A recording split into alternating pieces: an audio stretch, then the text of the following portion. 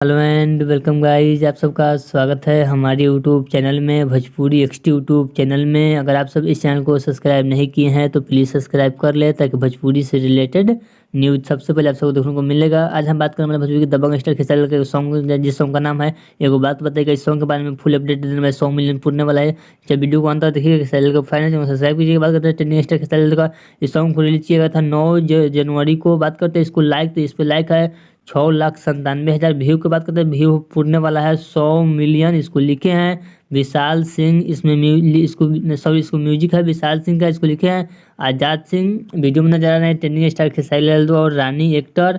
बात करते हैं इसको गाया है ट्रेंडिंग स्टार खेसारी लाल और शिल्पी राज। यह सॉन्ग बहुत जल्द 100 मिलियन के क्लब में ट्रेंडिंग स्टार का जाने वाला है। अगर आप सब नहीं सुने तो सुन सकते हैं। एक बात बताइए, सॉन्ग का नाम है, सॉन्ग बहुत जल्द 100 मिलियन के क्लब में शामिल होने वाला है ट्रेंडिंग स्टार खेसारी लाल का सॉन्ग। अगर आप सब नहीं सुने तो सुनते, अगर आप सब सुन लिए हैं तो कमेंट में बताइए इस सॉन्ग को आप सबको कैसा लगा।